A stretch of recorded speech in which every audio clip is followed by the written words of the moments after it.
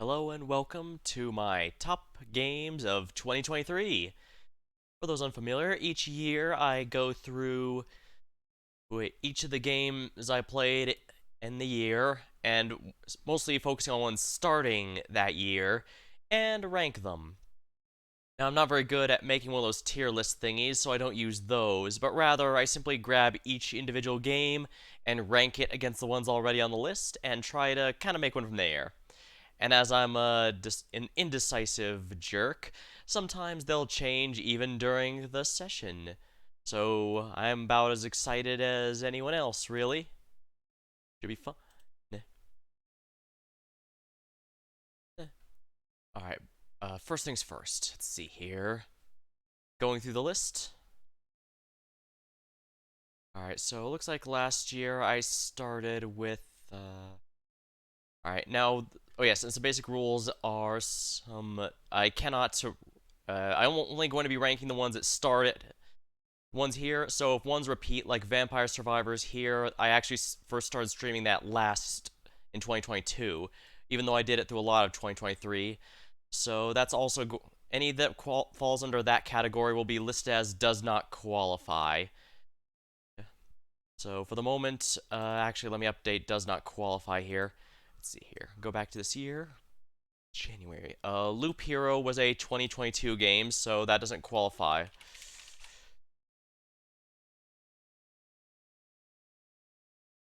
I did review that in the 2022 recap though. And my opinion on that game has not changed even though it is I technically only saw the ending in 2023. Still a pretty good game, still something worth tossing if I were inclined. All right, let's see here. Arknights. That's also a game I've been keeping up with here. I do enjoy a number of mobile games, but you do have to remember gachas are inherently predatory by nature. I can control myself gambling, and in fact, I do try to stay free to play largely because some games, like Arknights, do feel like they become less fun if you get too many good units, so. eh. I have noticed a number of content creators from that game have left over the past year, and not because the game has gotten bad or so, it's just they have been finding content too easy because they've been wailing for all the good stuff. So I guess that kind of shows what happens. But the devs can't exactly make stuff harder because then the free-to-play players can't win. So it kind of shows how difficult that kind of stuff can be to balance. Um, yeah, Vampire Survivors. My opinion on this game has only gotten my opinion on this game has only gotten higher, especially since it's joined Streets of Rogue as my whenever I want to stream but don't have anything specific, go with this kind of mood. I like it. And the devs have been keeping up with the content updates as well. Feels pretty good. I like it. Alright, so let's see here. What's next? Don't Starve Together was all 2022. I did genuinely enjoy playing this with my buddy Jasper and Slade whenever he got there. In fact, I believe this was the first time we all streamed together, which was pretty nice. But yeah, that started in 2022 and ended in 2023, so it does not qualify.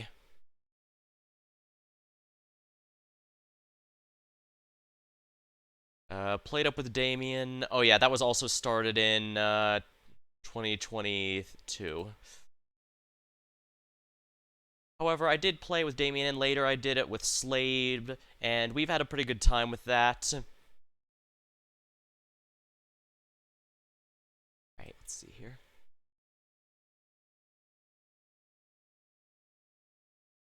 I actually didn't mess with mods too much until I started playing with Slade, but I'd say it's a great vanilla experience, and mods can, of course, help there as well. Uh-huh. Mm-hmm. Ah! Oh no, Star Control 2, unfortunately. Actually, let me just add my notes here now that I think about it. Let's see here.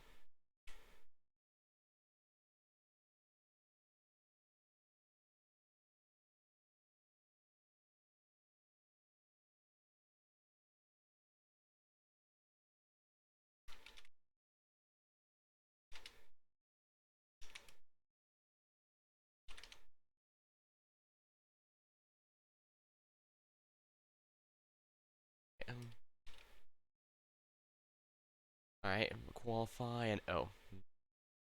Let me actually change the text size.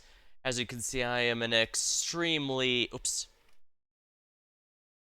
professional streamer, getting all this done on stream rather than before it, like anyone else, any actually reasonable person would.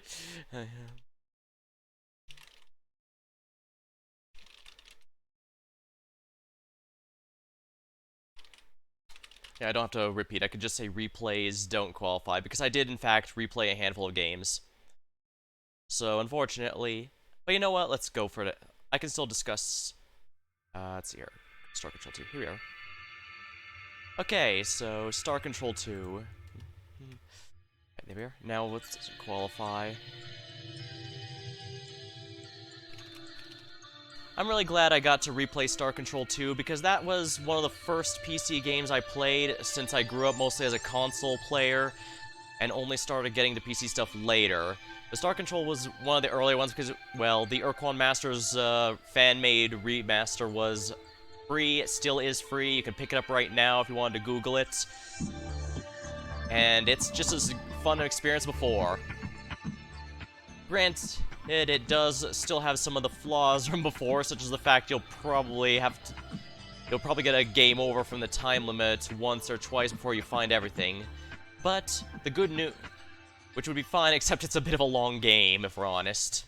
But it still does have fun mining the planets for materials, converting them into starships for big space dogfights, with lots of inspiration from various sci-fi over the years.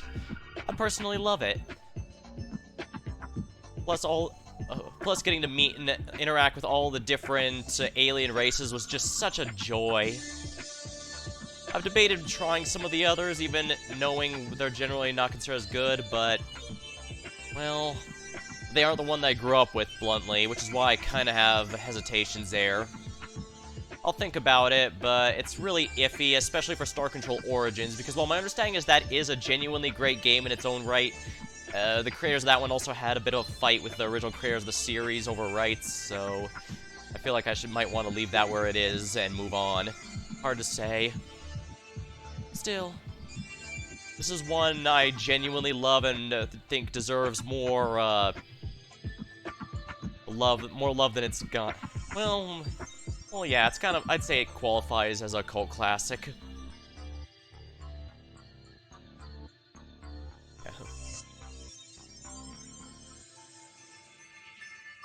But yeah, Captain Skook of the Starship Enterprise were able to, well, I had to go with the Galaxy Quest ship, but you know what I'm going for. We're able to successfully save the galaxy and hint towards a sequel that sadly never happened. But at least the good news is the game itself does still make a perfectly self-contained story, if that's where it truly must be left. Alright, music ended at a decent time, so let's see here. What else? Ooh, how am I gonna play music for this one? Because next up was Yahtzee's... Oh yeah, I need to start updating this. Whoops.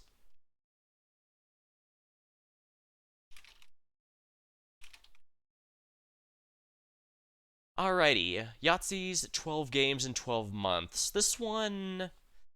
I'm not sure how to classify, if we're completely honest.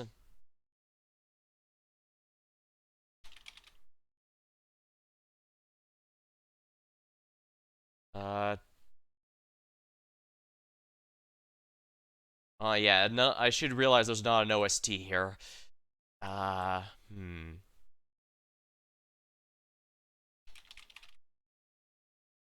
have to use the,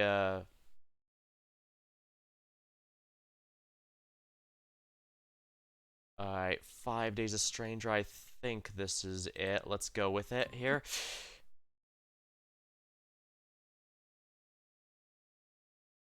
Alright, sorry about that.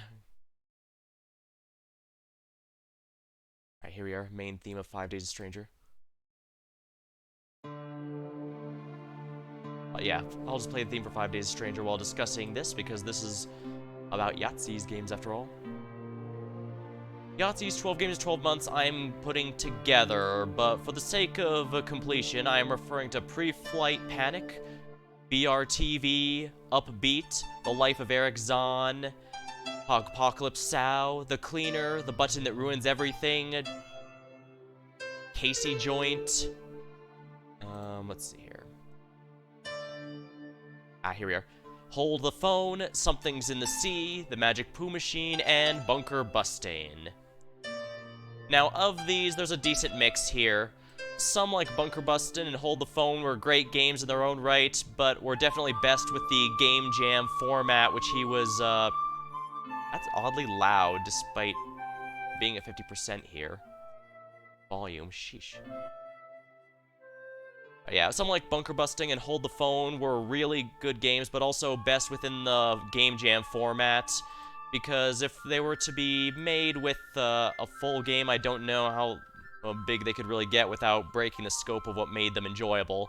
Others like BRTV and Magic Poo Machine felt more limited by the Game Jam format. By which I mean they felt like they really needed to be able... They could have been quite a bit more, but he was constrained by the time frame in which he had to work on them, so a bit left and right there. What am I even on about? But yeah,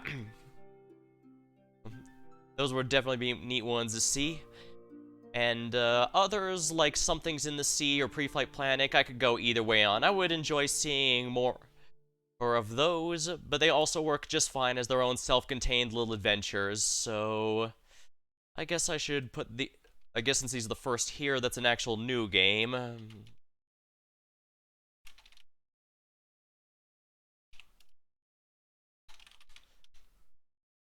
They will make the first game on my list.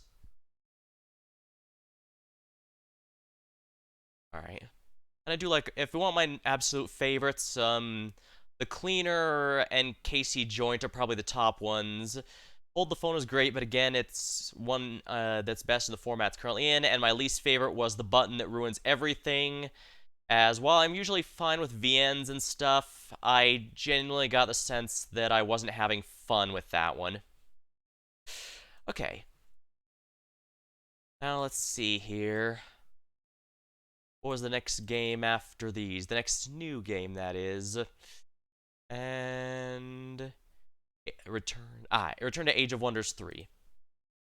Age of Wonders 3 is a genuinely great game that I am glad I've played with and even streamed for a while.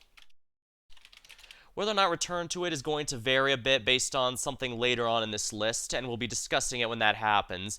But for the moment, we'll be continuing on. Somnium Files... Okay,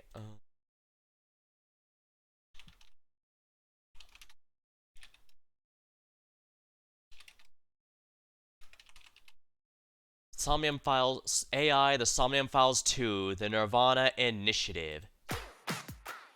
This one's also going to be really loud despite being half, so I'm going to go ahead and lower here. Alright. Actually, it's AI, the Somnium Files 2. That's a lot of colons. There we are.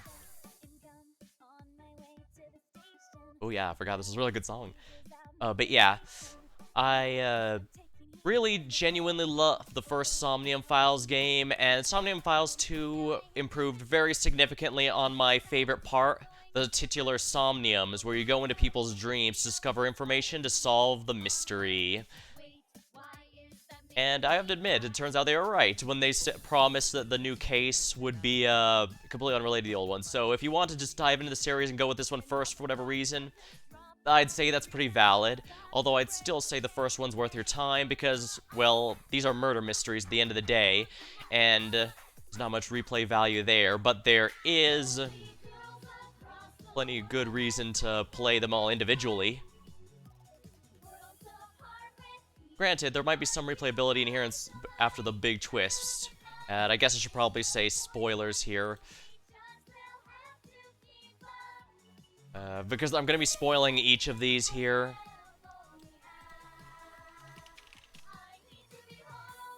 There we are. Spoilers abound. Oh.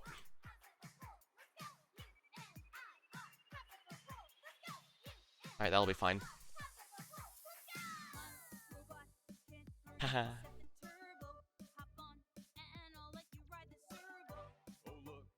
The returning characters and old characters I quite liked, although afterward I found out that apparently there's some discussion between the fan base, and I kind of for some of the story decisions. I can get some of those, yeah, because a few like Moma didn't really contribute much despite having some scenes entirely dedicated to them. Not to mention, he was only really used for one joke the whole time around, honestly, which wasn't particularly funny, if I'm completely honest. And it was pointed out to me, the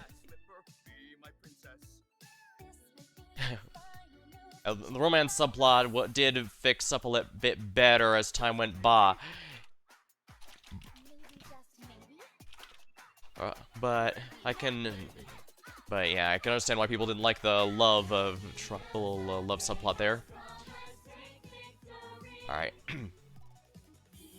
That said, the big thing is that if you play the first Somnium Files, you know it was about 6 years before Dot decided to adopt Mizuki. Yeah. And in this game, he ends up vanishing for another 6 years in the time skip, which honestly is kind of sucky. The whole thing is that was a big thing I mentioned about the last game is even one of the bad endings had him learn to realize how much he cared about being a father figure to her, and then that kind of left. So I can understand why people are a bit disappointed by the story for that reason.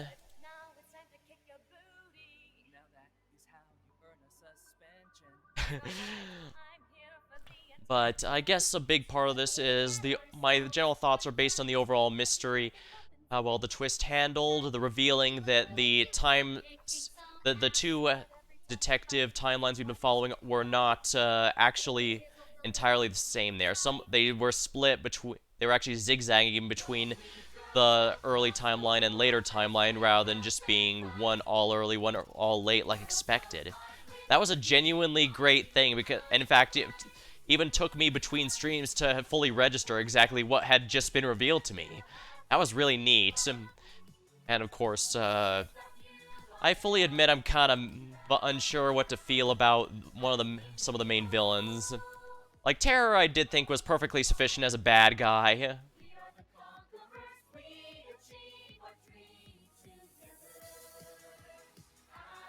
Oh, I love this music so much.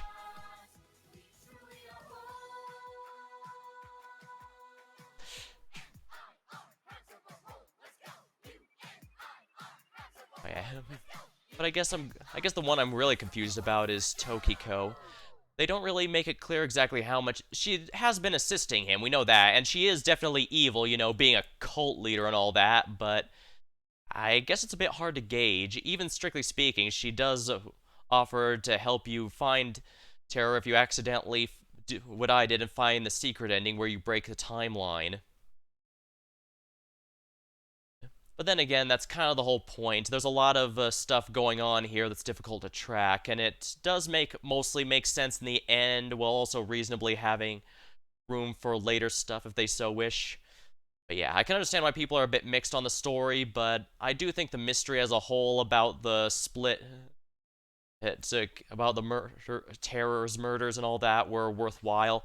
Well, it did a nice job of referencing the first game without entirely requiring you to have played it. And I guess I'm for some reason I seem to be at a loss for what else to say. So I guess I'll just go ahead and put on the rating here.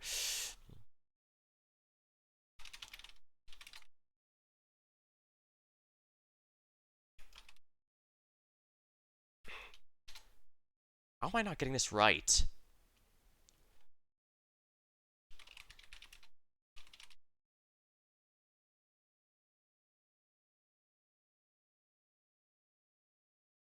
Yeah, if you guys make another game, please don't make it such a complex title.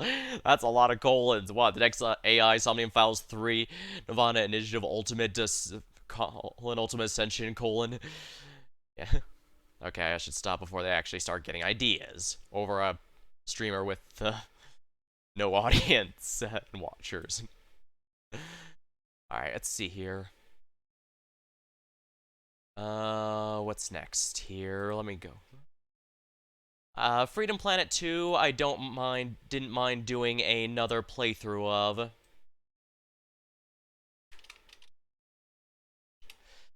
As I mentioned, that game did a lot to upgrade a lot from the first game, including fixing a lot of my criticisms, such as having long bits of cutscenes where nothing happens and you can't interact with anything, as well as having a tone issue where half the time it'd be Saddam's darker story, while other times being Adventures of Sonic the Hedgehog-esque comedy. Now, here they managed to keep it a lot better. So yeah, at this point I'm mostly just reiterating what I said in my 2022 video, but you know what? I think that stuff still holds well. All right.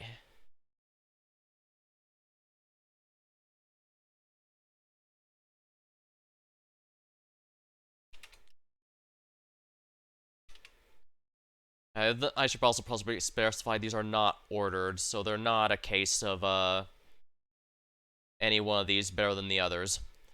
After all, the focus I want is to be on the new games. Alright.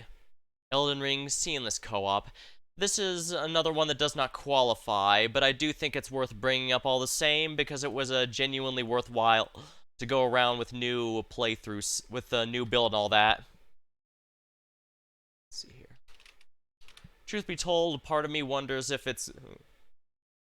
I didn't play Starfield or anything, but part of me is worried about going back. I did consider at one point going back to the Elder Scrolls series since I played through all of them except Skyrim a while ago before I started streaming. Well, way back before I started streaming. But I'm also wondering if Elden Ring's going to make me not appreciate them as much as I used to, because Elden Ring is a genuinely great game, and it's a pretty big standard that I'm not sure they could beat anymore, since they have good ideas and stuff. It's just they aren't always done well. I mean, not to say Elden Ring doesn't have its own weaknesses. There's a reason people complain about the end game, and the most fun is trying out new builds and stuff, but... yeah, I'm wasting too much time here. Let's see, what else is here? Fate Grand Order. I did find some new favorite characters with how they've written things here, but it does seem like after... or,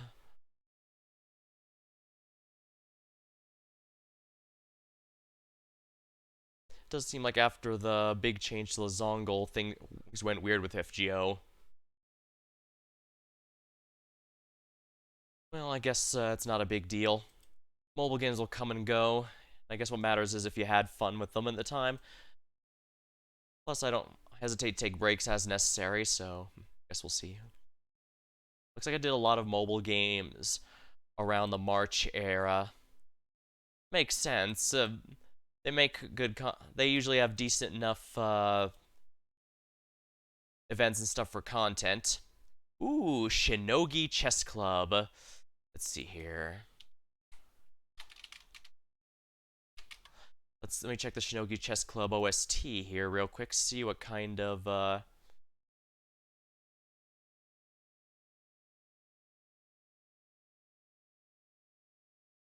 me see if I can get these going here. Here we are.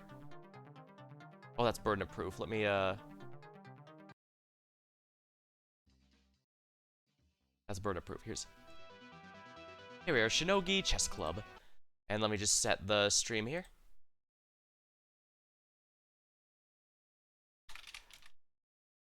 Now, this was a pretty fun VN with a nice little board game to play through. It was a bit unique in its own way. So, despite me having played chess before, I didn't necessarily have a huge advantage. I mostly just adapted my preferred chess strategy of trying to take control of the center, since that usually feels like I can adapt to any... like, if something happens to size, I feel like I can easily adapt from the center to either side accordingly. I don't know if that's actually going to be guaranteed out, because I was never a master of any kind of chess. I was never highly ranked, or anything, so don't take me as any kind of chess master. Oh, crap, no. But it was neat, and I did kind of like the recurring themes, like everyone having a bit of a hidden side. And it was neat seeing Himiko with her dark side occasionally taking over. Now, I will state, I also do need to state here that the dev did give me the a key for the game, so but I was not obligated to stream it or say anything else about it. But I will say I genuinely enjoyed my experience with it. And I will state for the record that episode 2, Shinogi Chess Club episode 2 Revenge, actually has released. At time of streaming, that is.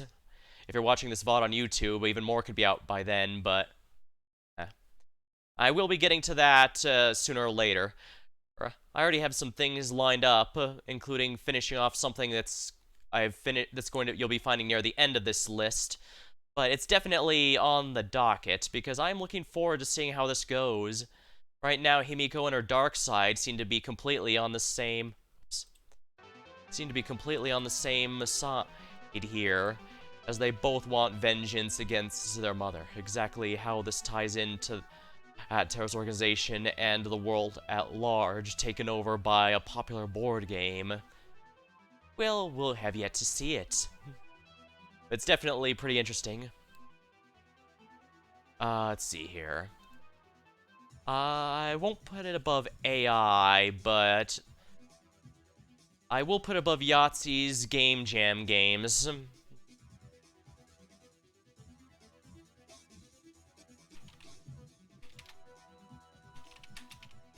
I guess I should also classify it as episode 1. Because that's what it is. Yeah, decent amount setting things up, getting a look at the world at large, what kind of threats can happen, and what we need to stop and all that. And I do generally like the characters here. I mean, there's a reason I went with the "Where's my burrito" little running joke.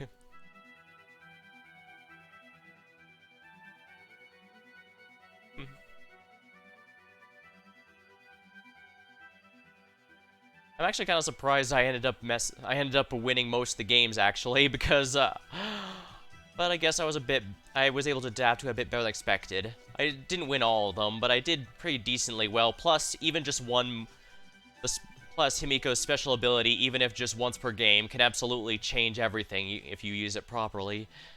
And that did act an extra layer of things, and of course made me question a number of stuff. Definitely gotta be wary of that going forward. But yeah, I genuinely enjoyed episode 1, and I very much look forward to episode 2. This is definitely going to be a fun series to keep tabs on, that's for sure.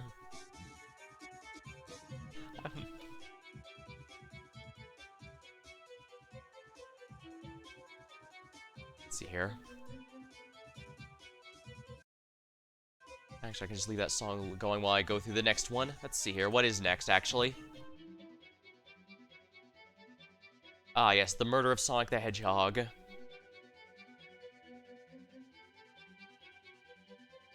Alright.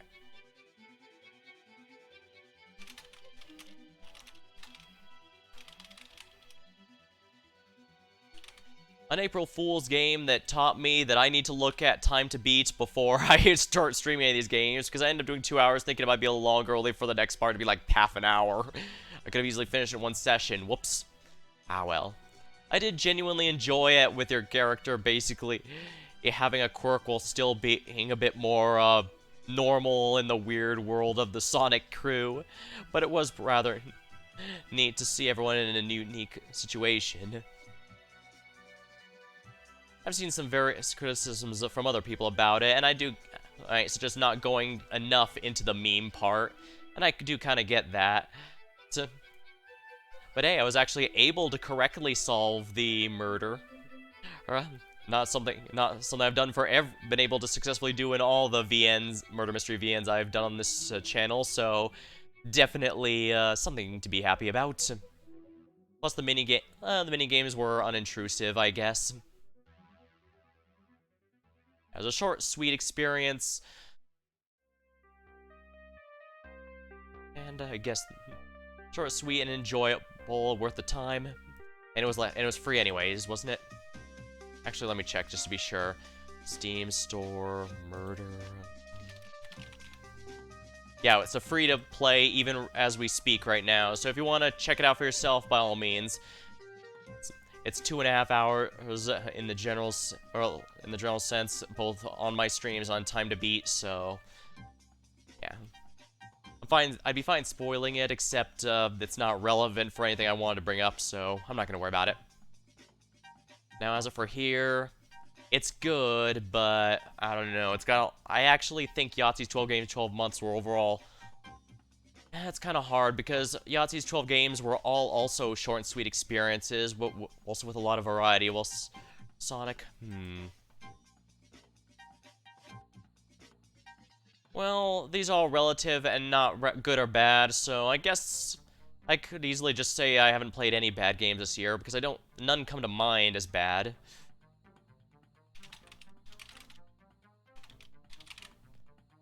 Alright, I'll just go and put it there. Ah, Streets of Rogue finally returned here. Let's see here. I'd say that's good. There we are.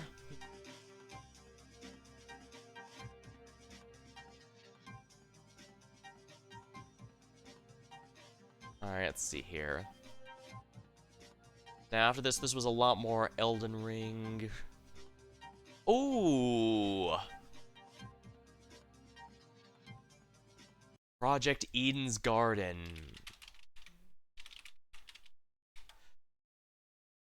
Project Eden Garden, let's see here. This is gonna be a fun one. Okay, let's see here. Oops. Forgot to... well, whatever.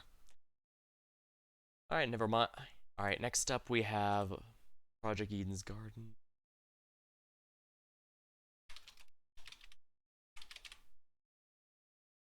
Alrighty, let's see. Here we are.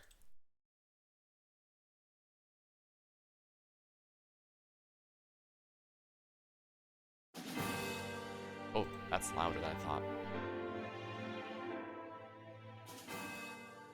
Project Eden's Garden, a Danganronpa-inspired mystery game that honestly seems worth keeping my eye on, that's for sure. It only had one case, but I really think... yeah, a big issue the main Danganronpa games have is because everything starts with a single murder, that's at least one, possibly even two people you won't be able to get too much on because the killer and the victim are removed basically from the story immediately, so you don't get nearly as much time to get attached to them as others. At best, you might just get a couple free time interactions with them to max out, which is nice, but not nearly as much as you'd want. I think Project Eden Garden gets on a really good foot, not only by having some of these events with people, but also by having a case where the victim and murderer are not members of the actual crew, which admittedly is a slight spoiler, but I think it's important because it means we get a chance to see everyone in action. Plus, it manages to have some good... it managed to keep the non-stop debate while keeping out with while giving itself some own unique mechanics, which is pretty good. It also didn't go overboard with mini-games, which some of the later Danganronpas suffered from. So yeah, I'm very much looking forward to the full project. Fingers crossed, that's for sure, because I'm hoping we can see even more from this. Right. This definitely has the mystery itself is also quite good. Straightforward, but still has some stuff that could trip you up if you aren't careful, which I think is pretty good. I'm not sure where to rank it, though, because it's still effectively the demo, but at the same time, Shinogi Chess Club is here, so... At the same time, though, Yahtzee's 12 games give me a lot of variety. Well, I guess the thing with the Yahtzee Game Jam games is there's a lot of extreme stuff from good and bad. And so there is variety, but of all the variety in Project Eden Garden, I think overall it's a bit better. I'm also glad that they largely made it their own thing rather than, like, having Monokuma. They simply have a villain who is very Monokuma-like. I think that's a very smart decision because it basically means if it takes off, which I hope it does, they can make sure their own identity and stuff without having to worry about always being the Danganronpa game. It could be... Might sound a bit silly, but hey, Stardew Valley is generally considered the standard for light farming sims, even above Story of Seasons. And make no mistake, Story of Seasons is still making new games. So it is not a small thing, that's for sure. Alrighty, now let's see. What's after Project Eden's Garden? Let's see here. Yeah, the Elden Ring lasted a long time. Not in a bad way, mind you, just, it's gonna go through. Oh yeah, and I did replay Remnant from the Ashes to prepare one of our friends who hadn't played it yet for Remnant 2.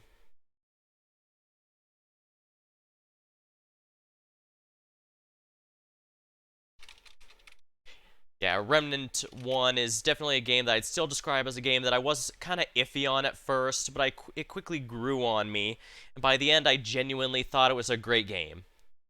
I'm also not sure why it keeps being classified as a looter shooter with tags and stuff, because it doesn't do that. It literally does not have those things, because there's no grinding stages for better and better versions of drops. Every drop is a fixed item, and once you get that item, you just always have it. There's no upgrading or whatever, unless you change up to a build that uses another one better. So yeah, I'm gonna say that right now. Age of Wonders 4.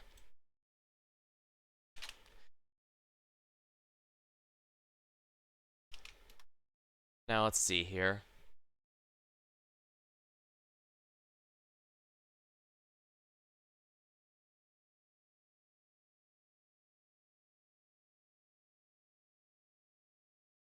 Let's see here. Oh hey, they have a lo-fi a bit on their channel. You know what? I'll go ahead and do that. Now, if there's a game I genuinely wish I played more of in 2023, it was absolutely Age of Wonders 4.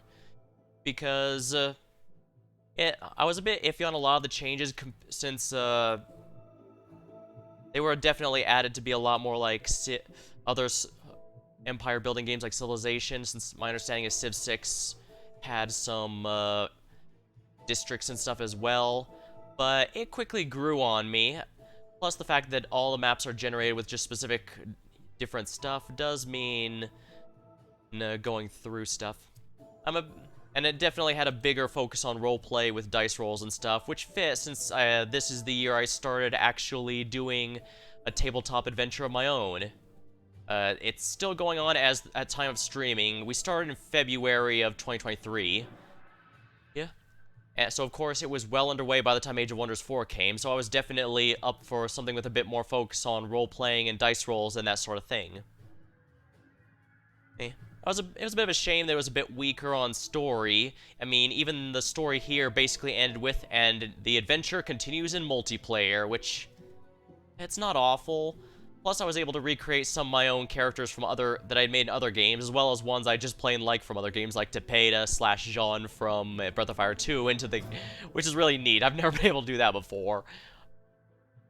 I'm not sure why they decided to go with frog people for one of the potential races, but I'm glad they did.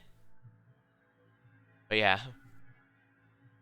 Even if it was a bit light on story, it still had characters I remember from previous games, with the fitting personalities, that's for certain.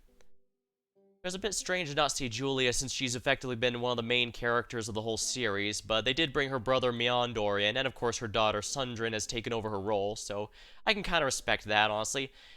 The story is not bad in any way, shape, or form. I just kind of... I was just a little on the fact that it ended with the story continues in multiplayer rather than having a proper conclusion, but they're still updating the game. They still keep some old school stuff like those cheats I mentioned in one, which was really neat. I'm not sure if I'll buy the season pass, but I have been buying the expansions. So if I'm probably going to be doing the game again throughout the year, or at least I'm hoping. And in doing so, I really am hoping that I'll be able to have some fun with the new stuff they're adding, because there's definitely a lot there for to mess around with. And for those who are unfamiliar with the series, think like Civilization, but with a bigger focus on combat, because you're going to be doing fights no matter what. Armies are basically going to be revolving around your heroes. I guess you could also kind of compare it to Might and Magic, although I'm not nearly as familiar with that series. I only know a bit. But yeah, I genuinely love this series as one that's... It's one of the oldest PC games I played, as in I played it back while I was still primarily a console player, and yet I was still playing Age of Wonders on my PC at the same time. That's how big a deal it is. I guess if everyone has one particular franchise close to their heart or have memories they'll never forget, and I guess this is definitely one of them for me. And I'm really glad that it's still going after all these years, and that the devs seem to have a lot of appreciation for it as well.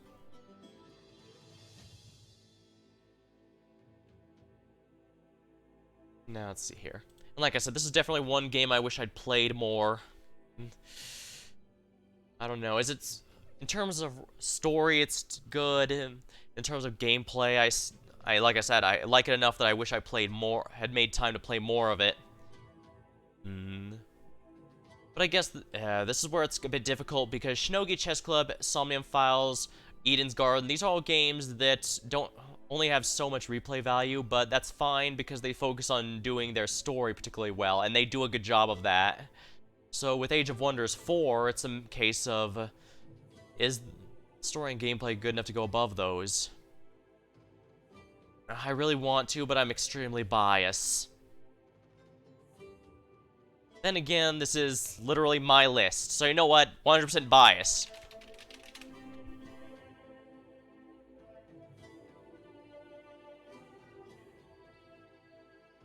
And yes, I may or may not be changing that as we go along. I can be indecisive a lot of the time. I'm also glad I decided to do some of the challenge runs on stream, because those are really nice.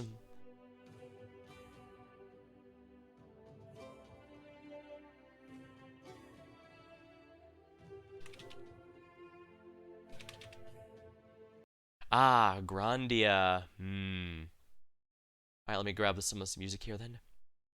Let me update this and grab some music here.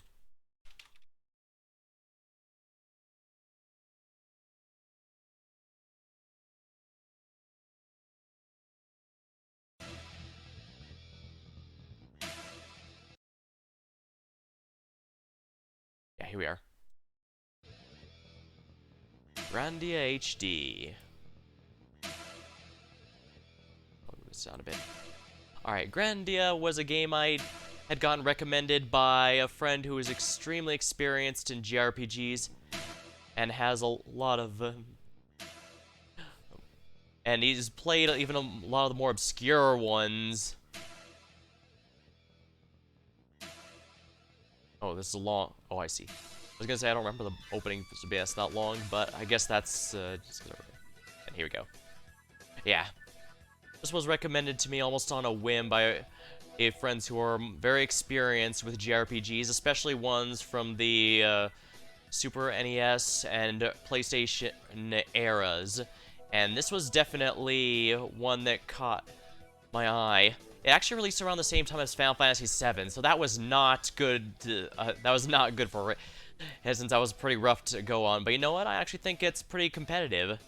The battle system encourages some timing rather than this. A bit more timing than the standard ATB system. The characters. Well, I was finding it funny. All but party members except for one had a decent amount of story behind them. But then again, that was the Berserker character.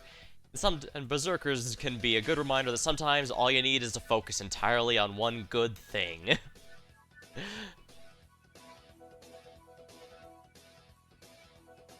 Did have a few quirks, like the main bad guy being surprisingly not too evil until the end, where he started becoming more so. But I guess that could also have been part of the guy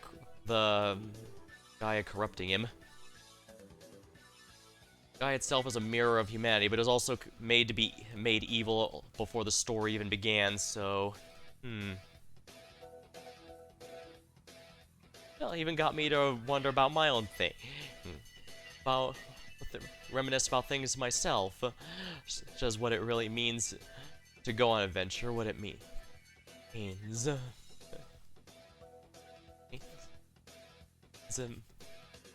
Yeah. I guess I should have realized it was going to be something special when it opened with specifically going to a new continent across the sea, whereas most RPGs will have you start and explore the current continent you're on before going on to the new one and seeing the new stuff. Nah, this stuff is all old news. You're going to the new one. And perhaps because I'm older, but some of the way the towns were run, I was able to appreciate a bit more because I know how, local stuff like that tends to work.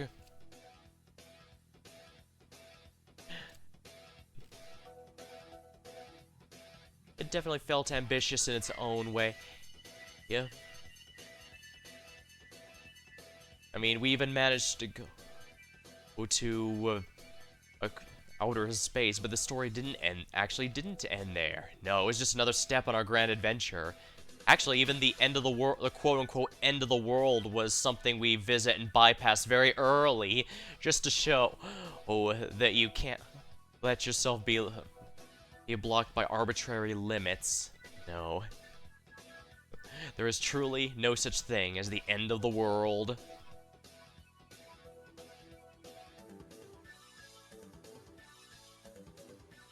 It may not have... It may be difficult to mark as revolutionary as Final Fantasy VII, but it had its own... Like I said, I've always...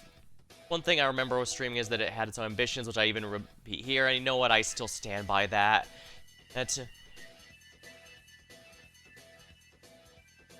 The fact it remains as being considered a classic even after all these years, even after its rough competition, shows that a good game truly is timeless. And Grandia is absolutely timeless. That said, I have a hard time rating it here, so let's see here. I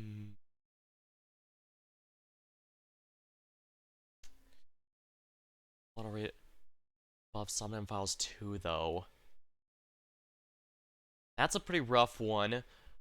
I'm not going to rate it above Age of Wonders 4, but I don't know if I want to rate it above or below AI Somnium Files 2, because Somnium Files 2 was an absolute trip and had a huge gameplay step up, and the gameplay was absolutely great there. Because a lot of times, the first Somnium Files occasionally had some moon logic you'd have to trial and error, which isn't necessarily bad, but I liked how the Nirvana Somniums were a lot more straightforward. A lot of the mistakes made me go, oh, why did... Of course, that's obvious, rather than, oh, I guess I had to just try until I got it right. And that's a huge upgrade. But at the same time... Well, like I said, an amazing game is timeless, and Grandia is really up there. At the same time, I do genuinely love Somnia... Alright. I can move it if I have to, but I don't regret... I definitely am glad I picked it up, even if it's even if it's like 20 years since its release. Let's see here. Oh, yeah, this is around the... Oh yeah, 7 Days to Die.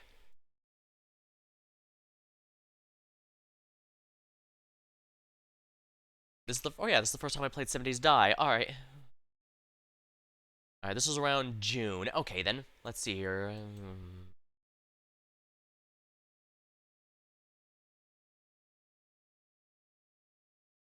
Blood Moon. Let's... no Blood Moon. Let's,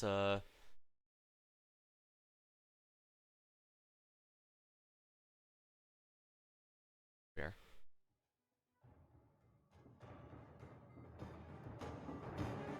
Sure, we'll go with Blood Moon theme for this one.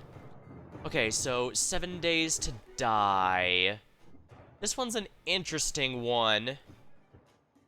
It's far from the first survival crafting game. In fact, to be completely honest, I'd probably rate Don't Starve Together as a better one. I honestly don't know if I did genuinely enjoy my time playing with the guys, but I'm gonna be honest here, I'm not sure if I'd have enjoyed it playing solo. Because it does genuinely have some good stuff to it, don't get me wrong. Especially with the different build stuff you can set up and the fun vehicles and weapons you can create later on. But at the same time, well, Jasper gave us some mods to speed up progression because it starts slow and storage gets filled pretty quickly with junk, but you also can't throw away a lot of the junk because it's used for crafting. It was neat having a tense time with all those zombies and all that, and I'll admit I had the worst time surviving out of everyone, but at the same time...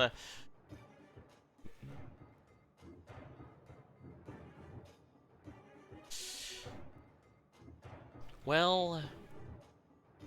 It's also one of those games that's been in early access for 12 billion years. So I'm gonna be honest and say I don't think it's ever going to be leaving early access. And they did, and I remember one of the buddies I was with playing it with, Slade, mentioned that they're going to be adding some raiders at one point, which I do kind of get, but at the same time, which I get. Well, from a gameplay perspective, I think they're doing that so that you actually have to deal with ranged enemies a lot more, because the spitter zombies aren't particularly threatening, if we're honest, even if you have a lot of them. But at the same time, I don't know. Usually when you... There's a lot of zombie... I lost track of the zombie games I played where you actually fight humans way more than actual zombies, so I'd hate for it to become like that. But I guess I can't really judge on something that's not there yet. I guess the big question is, would I play it if my friends weren't there? And the answer is no. It's really great with friends, but I guess that's a big caveat since not everyone's going to have friends to play with. And again, I'm usually iffy on early access games. I did pick it up because I wanted to play with the guys, and we wanted to keep our Tuesday streams going on regularly. So, but I don't know.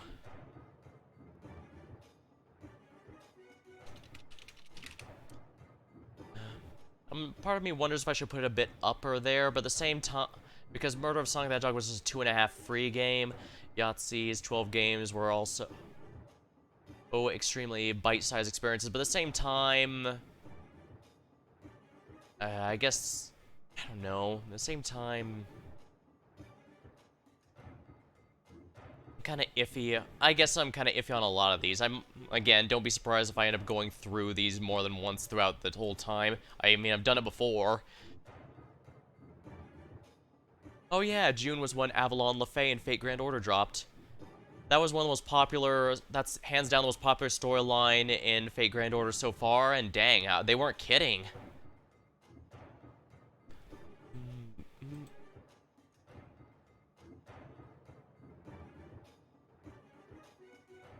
More 7 Days to Die, more Arknights. And of course, Grandia lasted a good while. Granted, I had a couple extra parts than intended because I had some connection issues and had to cut a couple parts short, but still. Let's see here. More Streets of Rogue. Ah, here it is. Alright, here we are.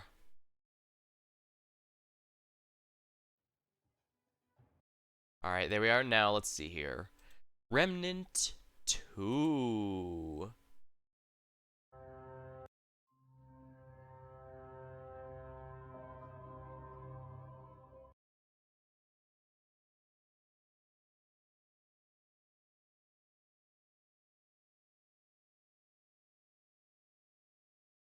Okay, so Remnant 2.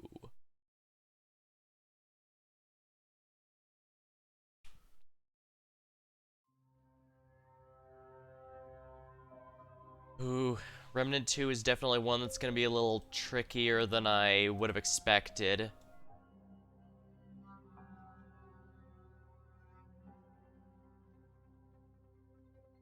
You see, as I mentioned before, Remnant 1 was a game I was a little iffy on, but the more time went by, the more I ended up leaving with a very positive opinion towards it, because once we went to the store against all these exotic worlds, it was just a really great experience.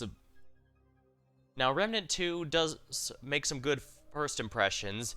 It introduces you to the post-apocalyptic Earth that's actually recovering now in a lot better shape, but it also starts teleporting you to the new areas very, very quickly, which I think is a really good idea, puts the best foot forward. A lot of the areas like Lostum and stuff were really nice additions. However, my enthusiasm near the end kind of dried up. I think because it went to yet another... I was thinking, it's a boss rush. It shouldn't be too bad, but then I found out, oh, Yeah, this is why constant just a boss rush in a boring post-apocalyptic Earth is not actually that interesting. And of course, the ending was also very confusing, if we're completely honest. We do still intend to play the DLC, don't get me wrong, especially since the DLC of the first game did help clarify some things in the first game, so hopefully the same will be here. Plus, it returns one of my favorite areas of Remnant 2, which is always good. If I have a good clear, or this is my favorite, that's usually a good sign. And on that note, if I had a nickel for all the games I played in 2023 that had account both stream and not streaming that had involved Britain being taken over by fairies, I'd have like I'd have 3 nickels, which is not a lot, but it's rather weird that 3 people got the idea of have Britain taken over by fae creatures. Wait, then again, given I'm a fae creature myself, perhaps that's rather fitting. I'm a legally distinct fae creature, after all.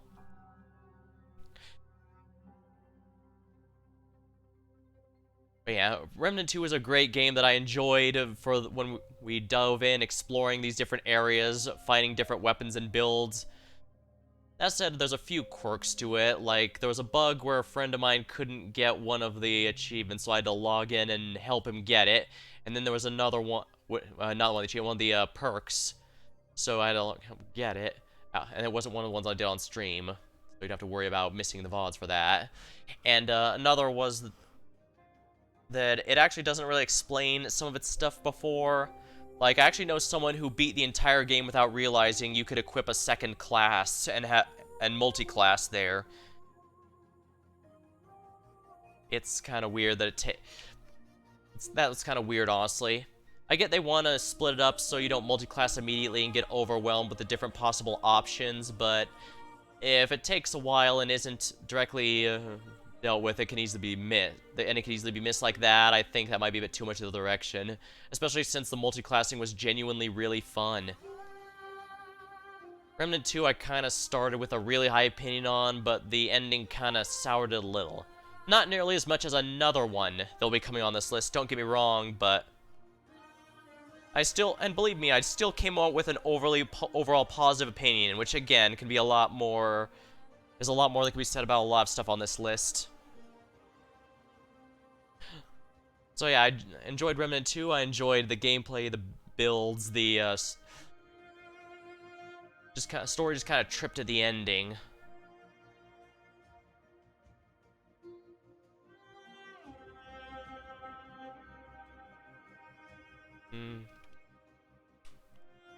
Guess I'll put it right here.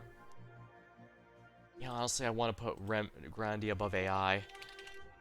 And this might be this was probably not too fair since AI still is a great game with great stuff, but I guess this is just my genuine feelings. Alright, let me grab a sip of my drink real quick and let's dive into the next one then.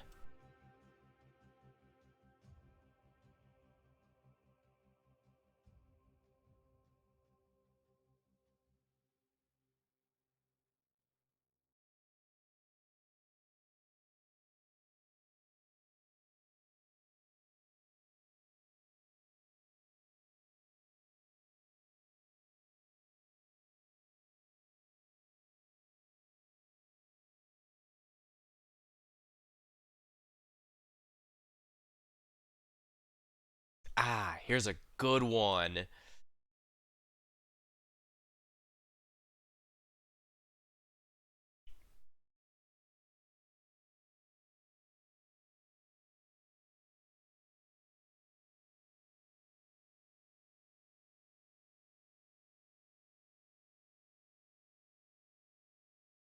Alright, let's see here. Wait, did I really only do that back? Wait, that's in August.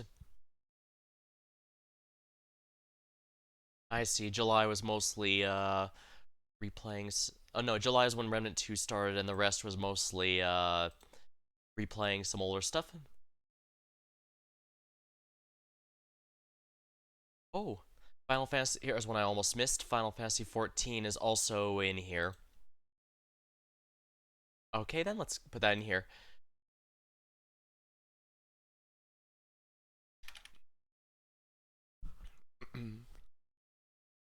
Alright. I still have a pretty high opinion of Final Fantasy XIV. I know the current expansion's getting people a bit feeling on it or burned out, but I also think that's kind of natural because it's coming near the end of the cycle.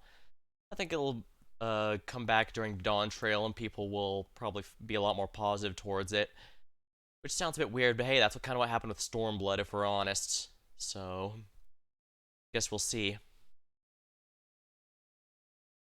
I also believe this was the year. Yeah, this was also the year I started doing some PvP a bit in Final Fantasy XIV, a good bit more. And now let's see, what's the next new game?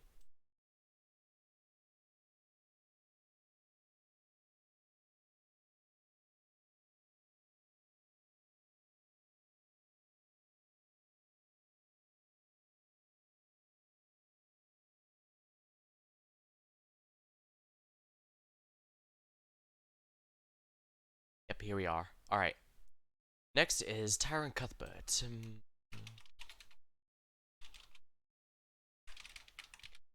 Huh, I actually thought this game was a lot later in the year. But you know what?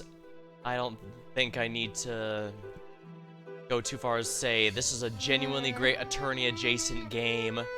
Taking a lot of the tropes from there, but applying them to a fantasy setting really changes a lot. There's definitely having to work around the rules of magic. It can work with the different schools of magic. Plus, again, it helps that this was the year I started investing myself more into... That's a little loud. I started going more into tabletop shenanigans, so I was definitely in the right mood for this as well. I even commissioned a thumbnail. This is one of the handful of games I commissioned a thumbnail for so that I could have on my channel and when I put the VODs up on YouTube, which is always quite nice. Alright, let's see here. They definitely played a good bit with the mechanics, and the, for lack of a term, final boss was definitely interesting. Having to find the lies and contradictions and testimony of someone who is literally incapable of lying. That's definitely an interesting wrench to throw into things. And while I am aware that there's ways to lie without bold-facedly lying, that still often takes some workaround or some special logic to try and get around. That would be tricky. I admit I had a few things that stumped me, but then again, I've always said I've loved murder mysteries, never that I'm actually any good at them.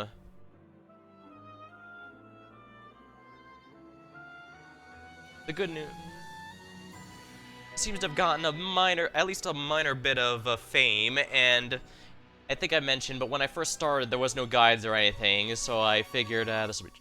But then when I did the final part, a friend of mine came in and noted, oh, there actually is one post up, and I'm like, huh. So I'm glad that it's getting enough fan base that people are able to make guides and stuff, because those only get created for stuff people are passionate about or otherwise enjoying, and the fact that they are existing means it's getting some amount of love. And that's good. A bit of a cliffhanger ending, I was a bit iffy, but I get it. And at least for the self-contained story going on within here, I genuinely enjoyed it, that's for sure. It was a very... Even with just what's here, it's a very complete experience, and it was actually kind of shocking just how far or the demon contracts went. I thought, well, maybe they have to have something out, but no, they can somehow get a contract with someone that allows them to do whatever the hell they want with absolutely no gain to the person. Yeah, this is why you need to be very careful about the kind of deals you make. That's for sure. Especially when working with a demon or fey creature for that matter. Even angelic creatures you want to be careful of, if only because yeah, angelic creatures usually have a greater goal in mind, but it's not always something that mortals might necessarily agree with. So you gotta be very careful. But yeah, this one did not disappoint. It made good use out of what it was doing. And I do find it amusing that both this game and Burden of Proof involve you playing a lawyer who plays prosecution at one point or another. Again, it's the 2 nickels meme. It's not much, it's just weird that it kind of happened twice. But hey, it was done to good effect, in both times, for that matter. And I must say... Yeah. So yeah, it's a genuinely great legal situation the whole way through. The only question is, where do I put it?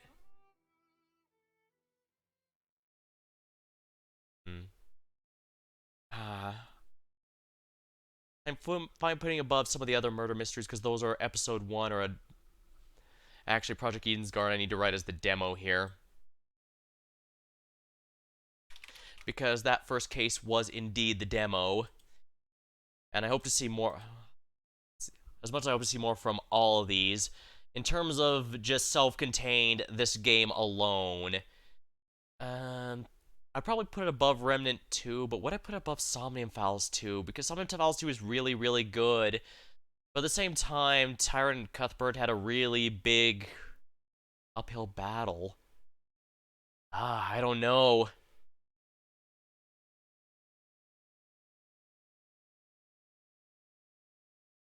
I don't know.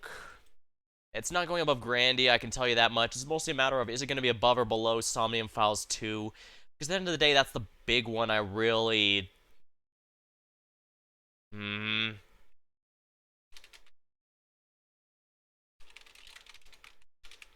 This is pretty high compared to all the others, but...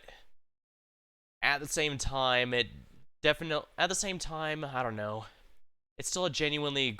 All these are, like I said, pretty much all these are genuinely great games.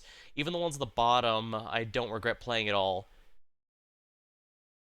In fact, I did actually ask, when my friends were trying to find out which one to do after Remnant 2 ended, I asked for 7 Days to Die specifically for a bit more time. Now, I don't know if I'd do that again, but at the same time, the fact that I was still feeling more of it does show that 7 Days to Die still left a good impression on me, even if it was purely in a multiplayer setting. So, yeah, none of these are bad.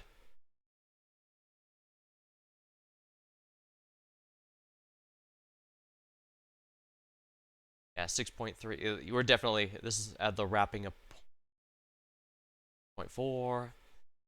Pandemonium, Anabesios. Yeah, this was definitely where the stories and all that for Endwalker is wrapping up.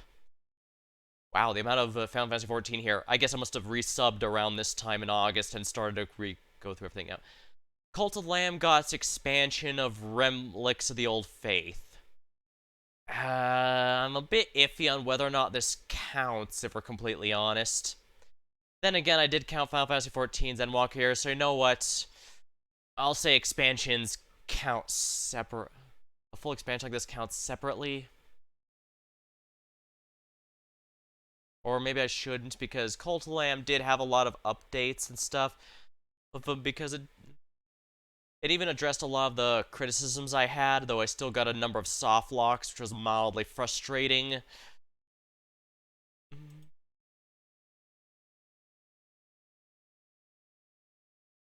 It also did make an effort to give the 4 bishops some actual backstory. I should actually do this.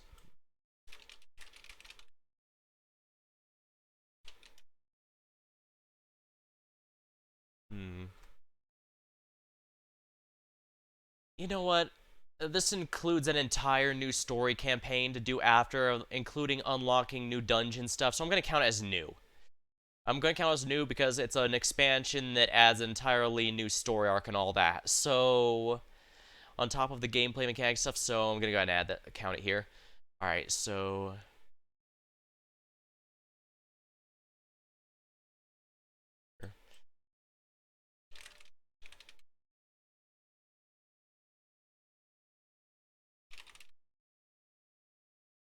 Let's see if I can get the night version of...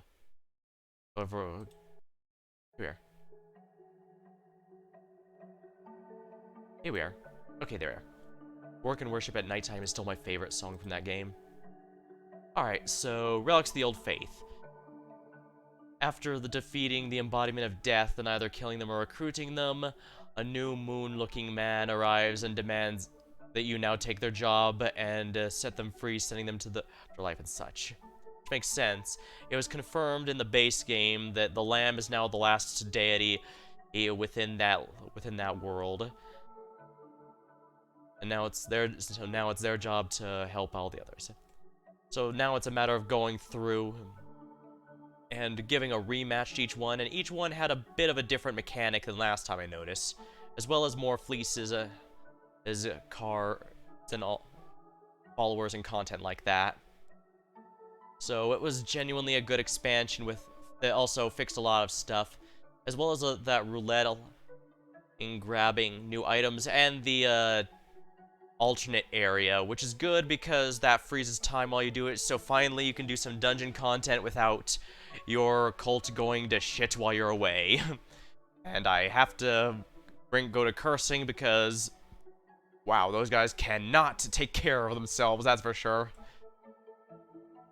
But at least now that you can have them make meals and such, they can actually take care of themselves better. Because I don't mind having to work towards upgrades like that, it's just...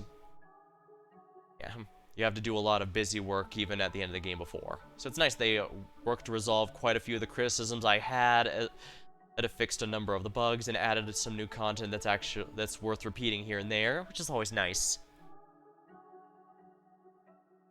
Now I guess the question here is, do I put it above or below Remnant 2?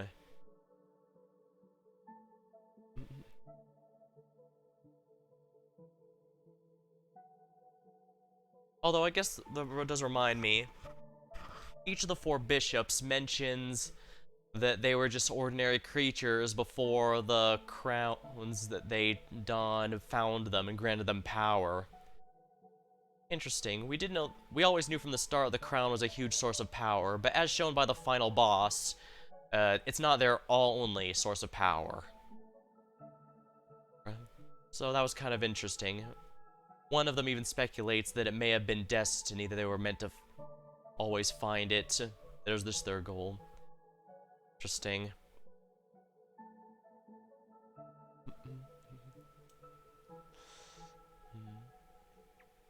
Do I like it more than...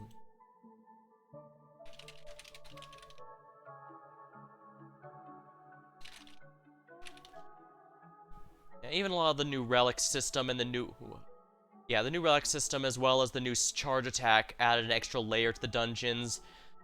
Because while I was never too big on the Binding of Isaac style roguish type games, it was the combat was pretty simplistic before. Was extremely simplistic before, but the extra layer here really helps, and it looks like they've got a new update coming that I may be getting to at some point. Oh yeah, that's another thing. Relics of the Old Faith was a completely free expansion, which is quite nice.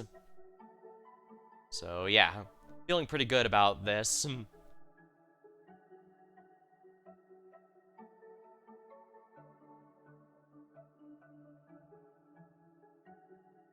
I guess while I'm looking for the next game, while discussing with some others and some here and there, a few did mention the game did make them a bit unnerved and not just for the parts actually meant to be unnerving. I guess I can kind of get that.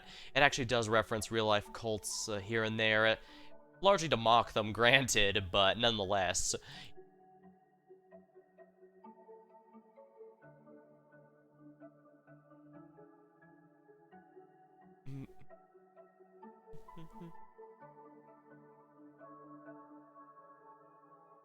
Yeah, lots of PvP.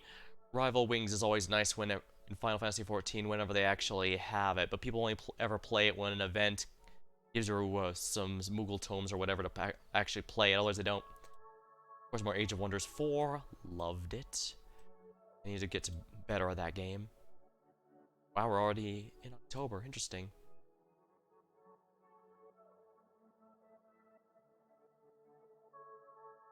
Tunic.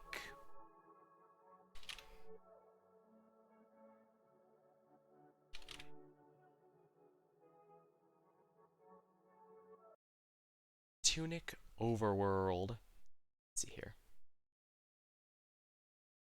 Let's see. Here we are. Alright.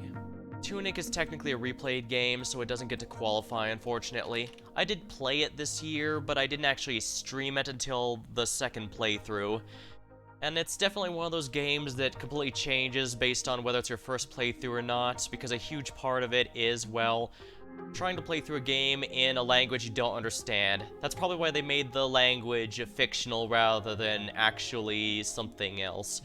Because, yeah, I think I mentioned, but back when I was a bad little boy and emulating games, a lot of the ones I got were actually in Japanese because translation patches, while they existed back then, they were very much more rare and only really for particularly popular games. So a number of them I had to play through, like Fire Emblem 1 through 5, I had to, no, 1 through 3, I had to play those with no translation whatsoever, but it was actually pretty easy. And as a reminder, at the time, I had started with the GBA games and only played up until, I think the Tellius games were the most recent at that time, which of course gives you the era which we're talking here.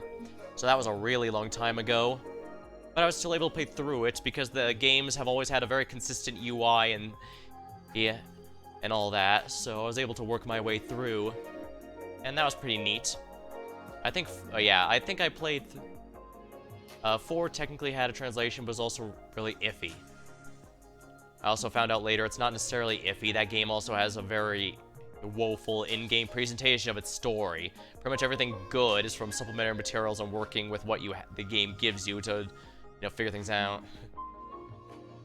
Would be nice if that was intentional. Spoiler, no, that was not intentional. It was just work. God, I just got incredibly lucky. But that kind of goes with the thing. Tunic has a lot of stuff that was very deliberately placed. There is no wasted area there. Even in the playthrough I went through, I missed a handful of the secrets. Some of them by mistake, but some of them because I didn't want to be entirely comprehensive. Hence why I didn't have a translation of the files are here. I mostly just gave a general overview of the stuff that it said. It definitely... I've seen some argue whether it's Zelda-like or Souls-like, but I think that's kind of the thing. It takes what works and what's useful. Like, clearly from the aesthetics and the gameplay, it's clearly supposed to be Zelda first, but they also added some of the dodge roll and stuff to try and make it a bit more, make the combat more engaging, which I think was a good thing. It does have a somewhat depressing ending, the bad ending, but, like, you realize that's the bad ending, right?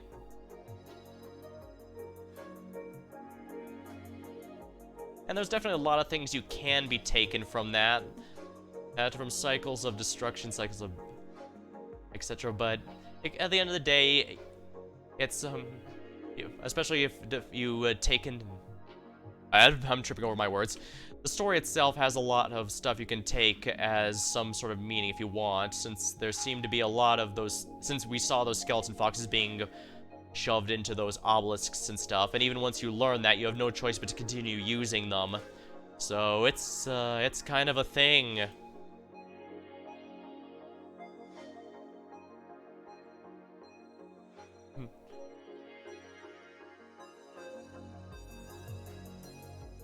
But, I lost my train of thought. Why did that happen? I was trying to think if I wanted to restart the song or not. No, let's restart the song since I can't think of it anyways. Yeah, there's a lot about that since we saw those skeleton fox thingies are shoved in there. It seems to imply that the book seems to imply the foxes were doing something for the sake of finding immortality or whatever. We never are directly told what the point of the loop was, just that we possibly want to break, we likely want to break it. But at the end of the day, it's about a fox following an adventure, discovering something about the one helping them, and then deciding to either defeat them or save them, depending on the ending, and I guess at the end of the day, that can be all that matters. And I guess that's kind of the thing that separates a good interpretive story from a bad one. One that's pure subtext with no baseline is not nearly as enjoyable as one that you can work. I remember what someone pointed out, that something like Moby Dick can be taken as man versus nature, order versus chaos, or something like that, but at the end of the day, it's an adventure. If you just take it at face value with nothing underlying, it's an adventure story about a guy obsessed with some whale, and if you want, that's as far as it can go. And yeah. Tunic can absolutely be a fox on a little adventure, and if that's what you want, that's all it can be. Absolutely can't have deeper stuff if you want, but not all, but it doesn't have to either, and that's what I think makes it a good story. Especially since, yeah. One thing I did praise Elden Ring for was telling quite a bit of its story without actually having to dialogue it to you. From just descriptions, the events going on, you can easily tell the Erdtree and the whole culture around is based around its positive PR, but yet even the fact your character is a tarnished basically already says that you were exiled at one time, but now you're being asked to come back now that you're actually potentially useful to them. More so for some of the backstories, because like the monk backstory says you were an assassin for them, that they kicked out as soon as they don't need you anymore. So... And Tunic is also very good at that kind of storytelling with no dialogue, because you can very much get a lot out of it. You can, even the base story of the Fox on Adventure, and then figuring out what to do after their benefactor turns on them is very easy to gauge without having to know language or the mysterious language or anything.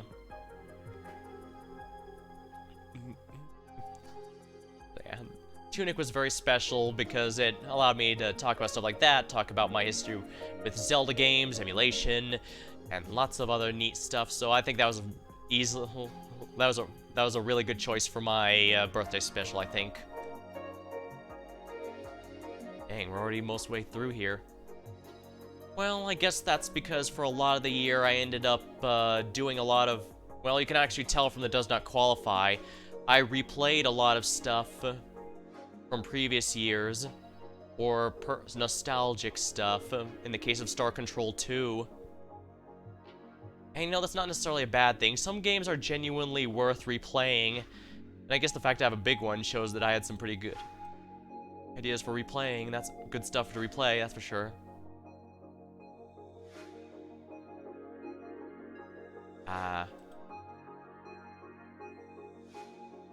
Outriders. Okay, Outriders. Let's see here.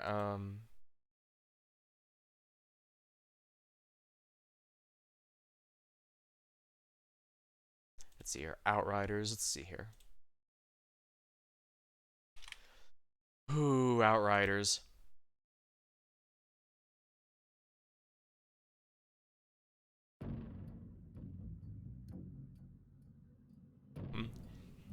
Humanity has to... Earth is ending and humanity has to go to a new planet. But then that planet gets pissed off at humanity, and then it time skips to another post-apocalyptic area that seems almost completely unrelated to the Avatar's Pandora-esque area we started with. And now, yeah, it gets a little weird. It has a pretty quick opening, and I'm not sure that's in a particularly good way, if we're completely honest.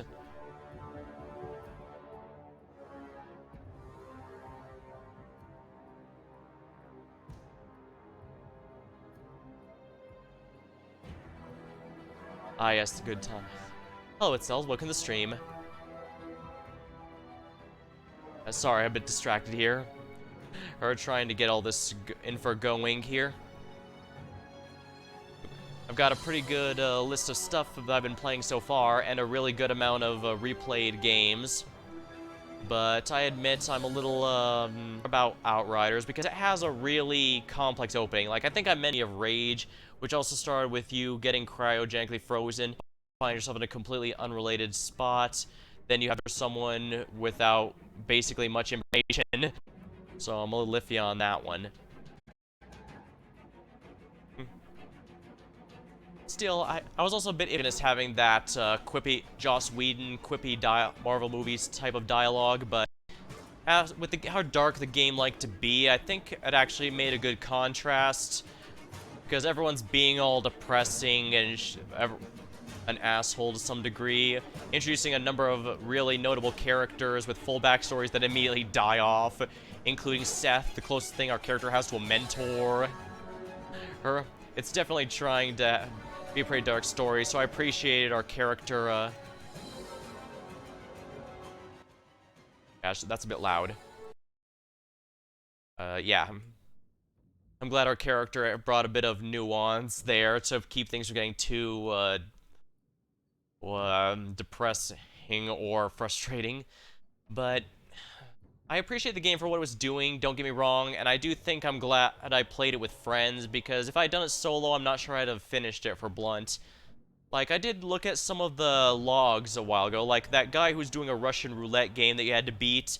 It turns out he actually had an altered ability himself to freeze time for a short period, so he was able to always shoot an empty gun himself, fill out all of the shots into the revolver, and then give it to the other person so that he could never lose. And I guess when we were able to survive because we can't die from gunfire, or he decided he'd rather die than let his cheat get exposed. That was pretty neat. Plus that strange wanted guy out in the middle of nowhere where no civilization ever was. Apparently it's because both the good and evil factions hated him for being a serial killer, and they decided, and the guy decided, well, if I stay here, both of them are gonna kill me on sight, but if I go out to the death zone, I only might die. So, explains why he was the only one out there. But while I appreciate what the game was trying to do with how much it developed, I just can't say it was particularly satisfying. Like, it had a good fight for the final boss, and the altered powers you could get were pretty neat, especially with the builds you could have. I mean, me and a friend were the same, in those runs were the same class, yet we had completely different builds, so that we could help in different contribute in different ways. But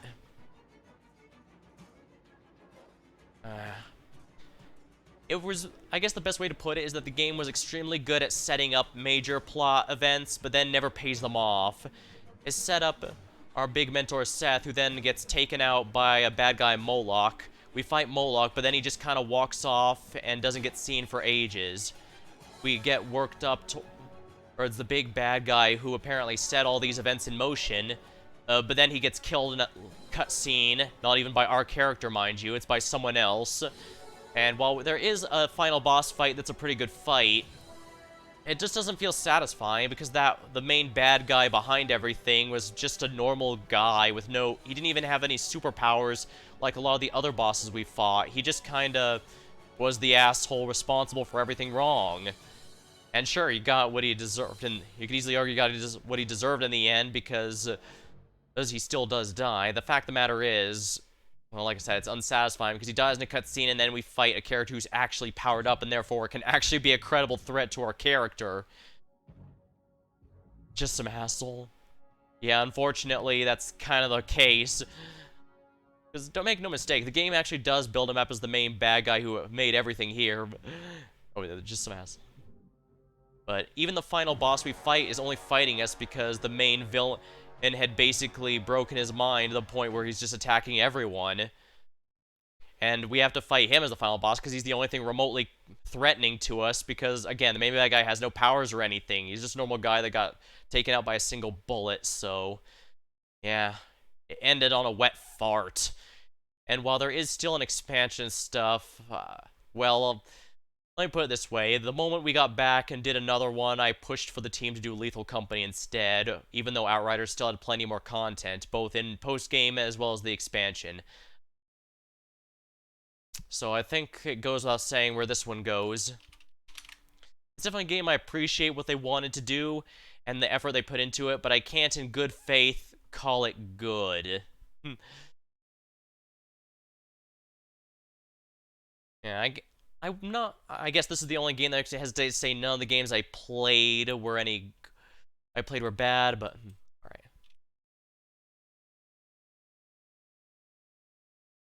Now let's see here. What's the next one that I played?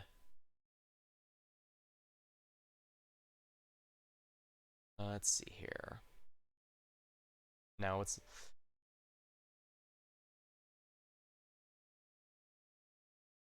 let's see here. We're going out through October and November. I did a lot more Arknights in November. Here we are. The belated Halloween special, Happy's Humble Burger Farm. Alrighty, let me get some of the music from that game here. Alright,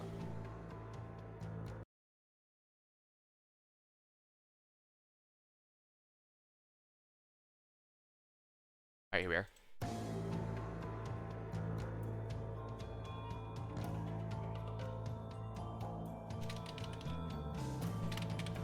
Alright, last year I played the demo for Happy's Humble Burger Farm called Happy's Humble Burger Barn, which was a pretty good intro to the concept, this kind of Workaday Stardew Valley-esque kind of thing, and it was recommended to me by a friend who loves horror because I wanted to get into dip my toes in the genre a bit more, but I did not want to go with the boo scary type. So he recommended this one because it's more atmospheric and creepy than outright scary. And I do agree it was a good one in the end. Even if you screw up the orders and stuff and Happy actually attacks you, you still have ways to escape, and it's not really a jump scare even if you do die. You just kind of just get a game over. So it worked for me. And of course, it was surprisingly pretty coherent with the whole story going on about to the company just trying to monetize an island. The natives get against it. The company pulls some strings to get a bomb drop, but then creatures deep below the earth that get awakened and attach themselves to kaiju movie animatronics. Because apparently they like to strike fear into the hearts of whatever their victims are. And it does actually connect to the same story as Burger Barn, because apparently that protagonist was our character's boss, who theoretically might have escaped. But at the very least, we don't see a body or anything, and believe me, we see a lot of bodies near the end of the game, so we absolutely would have seen them if they had been killed. But it's hard to say, and of course, the lore is meant to be a little vague without spelling everything out. But the good news is our character was in fact able to escape and report on what's going on. Sure, it came at the cost of one of the animatronics escaping, but that's not our problem now, is it? It was overall a very satisfying experience, and the gameplay loop was actually quite fun, and to the point that I decided to play some Endless Mode for another night for absolutely no reason. I just felt like it. I like the diner area. That was pretty good aesthetics, plus I've eaten at 50's Diners before, and the shakes are absolutely delicious. I recommend them. Now, let's see here. Now, what else? I'm trying to think of what else to say about it here. I know I had something else, but I don't know what it was. Well, whatever. I guess the fact that the gameplay was enjoyable, I came back even after I had absolutely no obligation to do so, tells you that it was rather successful. And I guess, in a way, it kind of reminds me of Inscryption. Yeah, it does have the ARG and overall story if you want, but the gameplay loop is still genuinely good. And, in fact, you have to beat the game you have to beat the standard gameplay. It's not like, it's, definitely resonated with me a lot more than some of those other horror games where it's the game itself is kind of just a vessel for the secrets, for the deep lore they're going for. Not to knock anyone who likes that style, it's just, I've definitely been liking Happy's and Inscryption a lot more, or in comparison to some of the other stuff, so I guess it's good to know what kind of ARG type of horror and enjoyable stuff I go for. What kind of ones I enjoy in particular, so I know which ones to focus on in particular. Because if I remember right, I was actually pretty harsh on Inscryption's overarching story about the washed-up YouTuber getting the attention of the company who then target him. But in retrospect, I do appreciate it, because at the same time, if you don't care about the overarching ARG with it, the Hex, and Pony Island and all that, Inscryption works perfectly fine as its own self-contained game. Indeed, you could play Happy's Humble Burger Farm, and it works absolutely fine as a standalone game. Even if you don't mind anything else. And as it turns out, there was actually... Well, I did spend a little while listening to the radio. It turns out there's actually even more radio dialogue than I expected. I mean, quite a bit of it. Holy crap, those guys really went above and beyond. Alright, as you can hear by the music here, the music was actually a lot better than I thought. Oh yes, and the main theme that played for the Happy's thing. Actually,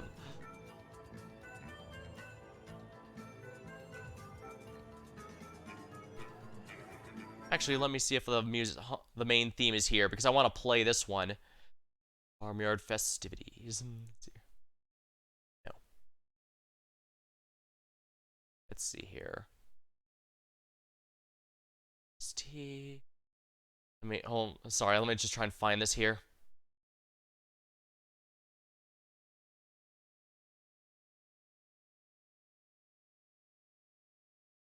Here it is. Happy the Humble Heifer.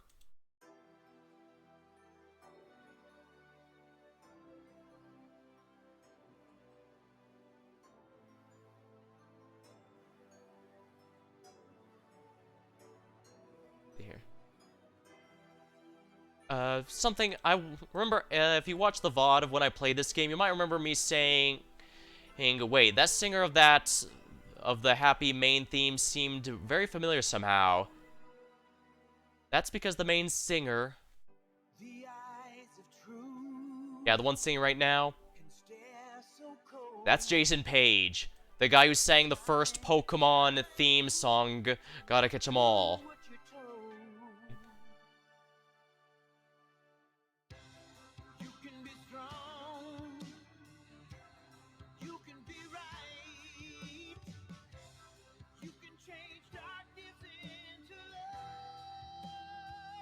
This game was a lot better than it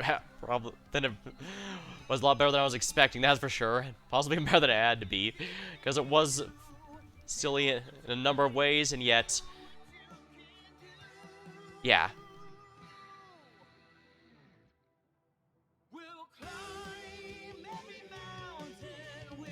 Yeah, Jason Page is the one who made the Pokemon theme song.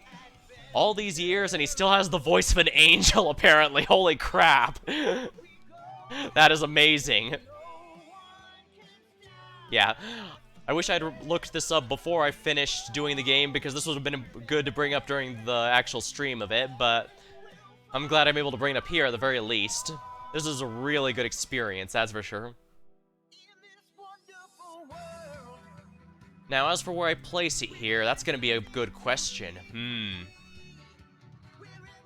It's one of the few games I actually went back to even after I completed the main story, and the main story was actually really good on its own. Like I said, like Inscryption, it made sure to have a good self-contained story, even if you aren't following the whole thing across the series with the demo and all that, so I think that's really good, so, I think I feel comfortable putting it above Cult of the Lamb here.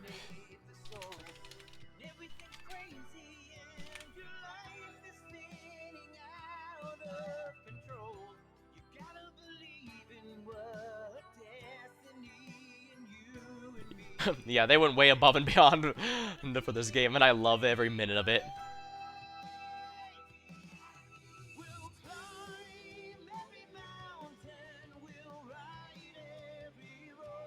Let's see. Now, what game is next? Oh yeah, that's when the Fall Guys with Final Fantasy XIV dropped. I was able to get most of the rewards and stuff, that's for sure.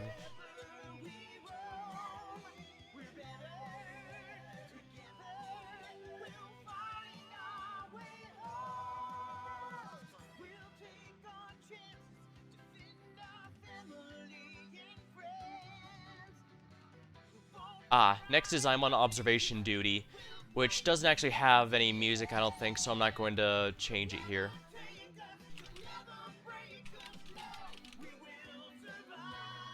I'm just going to classify these two together, if that's alright with you, because the first two I'm on observation duty games are largely comparable.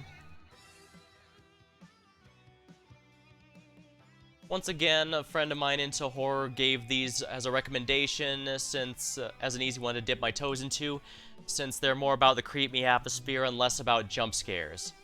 Not to say they didn't have a few, as I found out the hard way, but they aren't anything major or anything.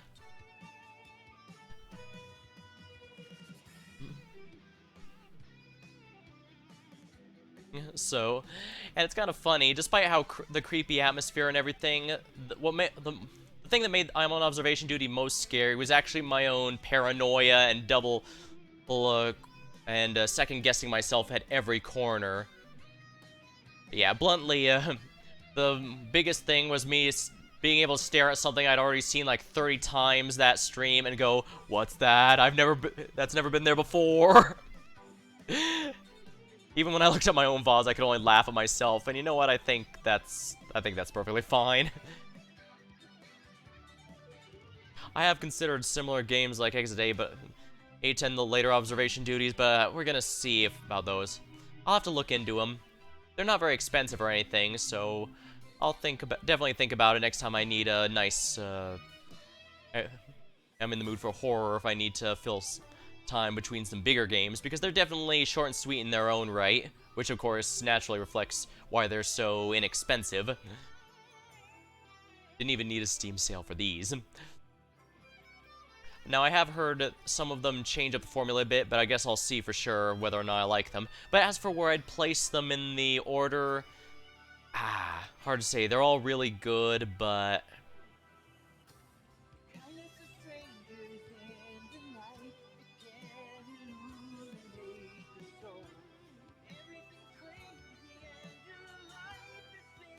the music of Happies is really gonna stick with me long after that game's end, even though the game's ended. And that's a good thing, of course.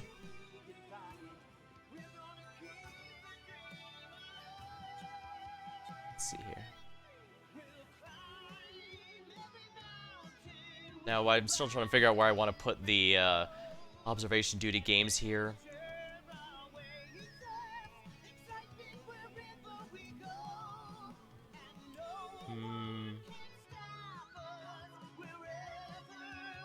I kind of want to put it above Cult of the Lamb, but I'm not sure if it's worthy being above Remnant 2, if we're honest.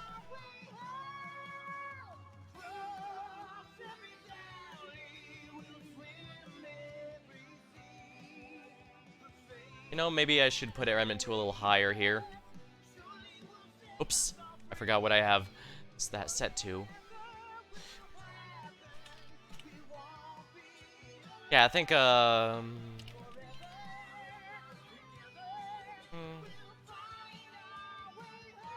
I want to put it above?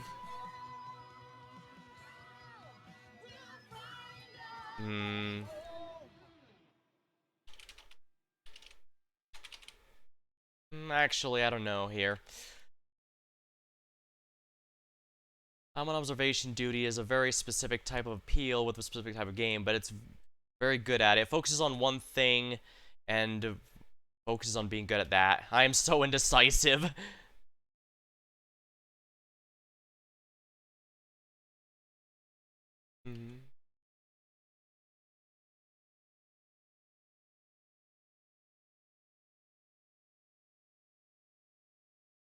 I guess the big one.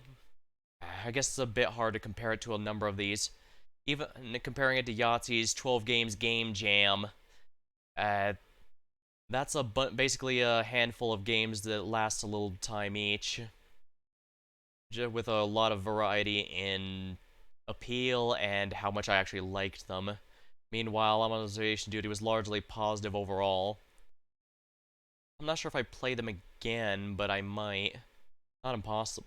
On stream, I mean. I have to play or replay at least one of them to try and get all the achievements, but I guess we'll have to see. And,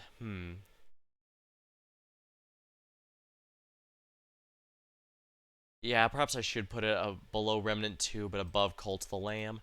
Then again, I did like Relics of the Old Faith, I'll just go with what I'm feeling.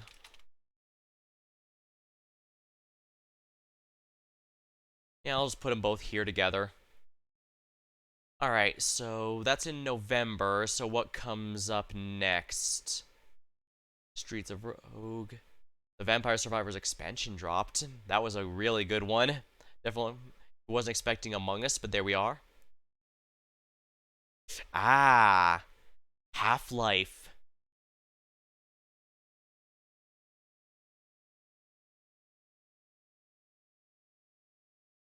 Let's see here.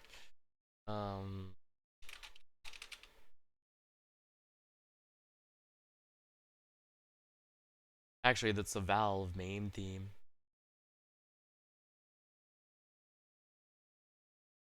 Half-Life 2, Hazardous Environments. Okay, this is what we want here.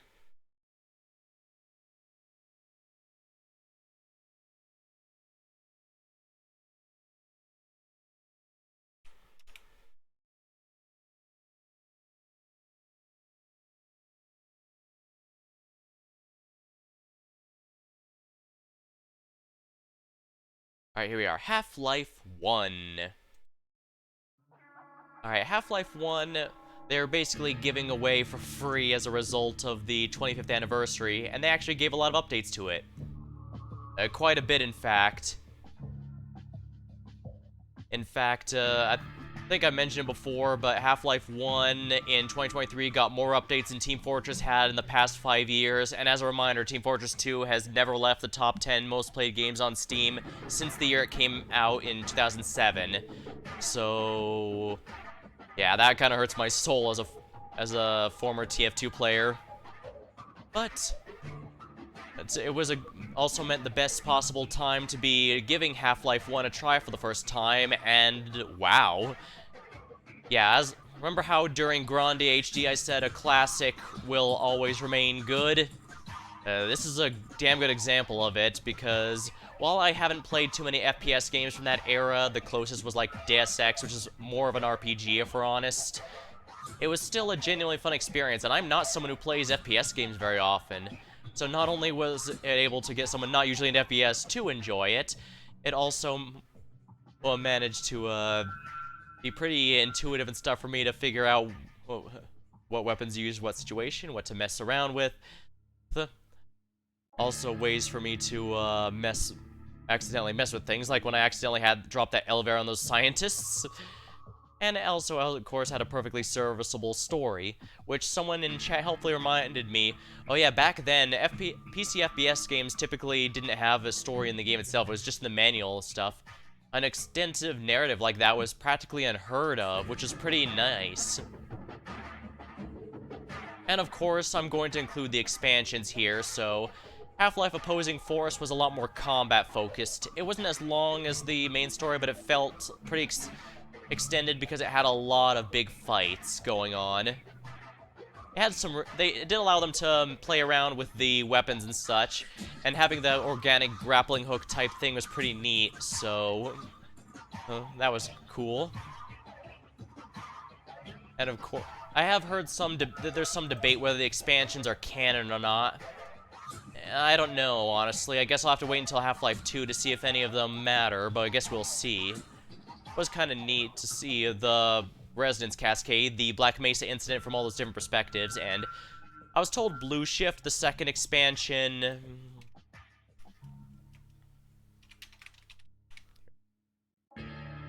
I was told the Blue Shift expansion was a bit of a disappointment, and I guess I can kind of see why some feel that way, because it was a lot less combat-focused, you got less weapons and all that, but it was a lot more puzzle-focused, and honestly, Barney Calhoun is basically the closest thing to just a normal guy caught up in that resonance cascade beyond his understanding. So just finding a way to get out alive, him and his buddies out alive alone, was a pretty interesting perspective to see the story from.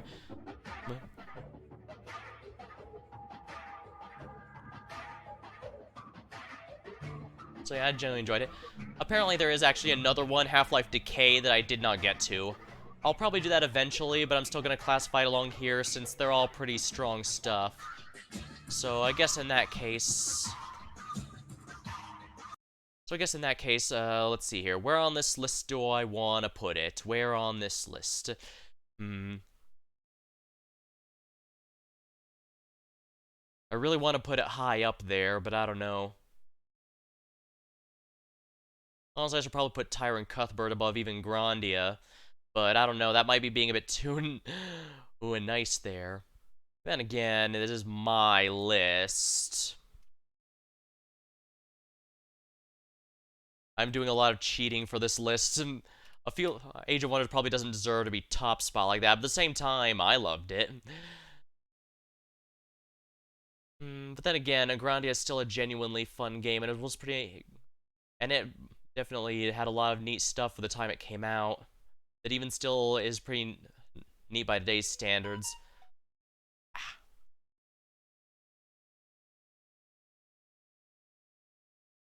Who would be sending me a message at this time?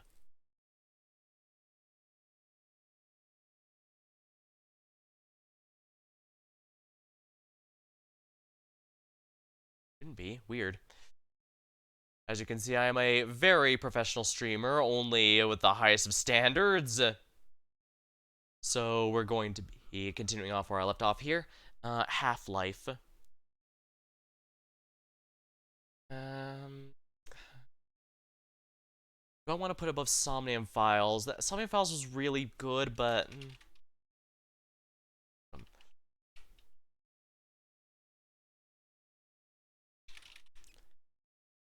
even for opposing force, I did some questionable options. But hey, when I played Deus Ex and Anna Navarre was going too far, I made sure to deal with her accordingly. So sometimes you gotta do what you gotta do.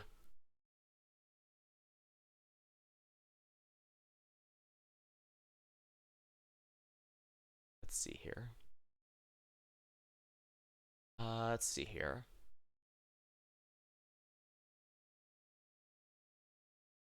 Gunfire Reborn randomly at the end of the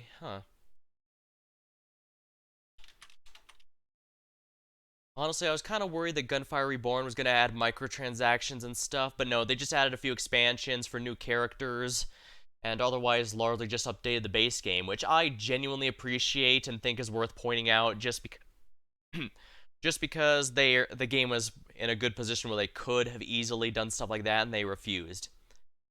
I get it might be a bit silly to uh, praise a game for doing something that should be standard, but this is not the world we live in. This is a world where microtransaction stuff are extremely common to the point of almost being expected. So the fact we're slowly moving away from that is something I really, really appreciate.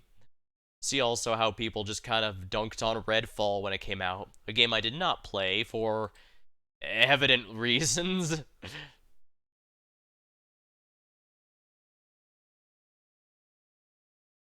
Garden Pause.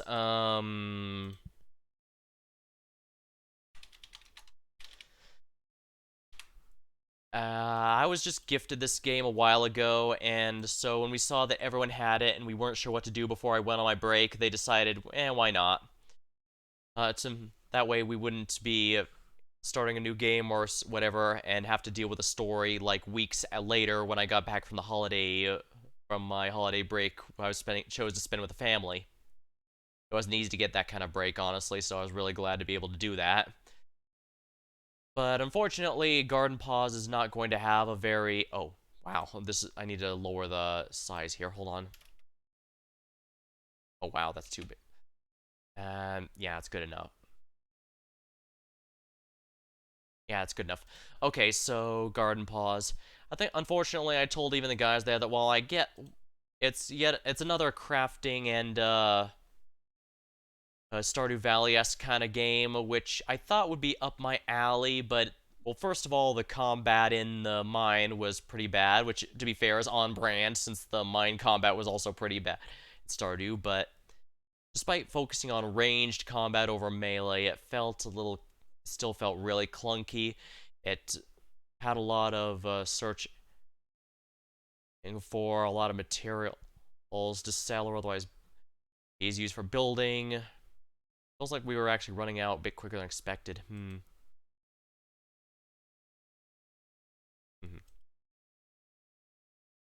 Uh, Honestly, it really disappointed me. At least without... It wasn't awful, but also wasn't... I guess,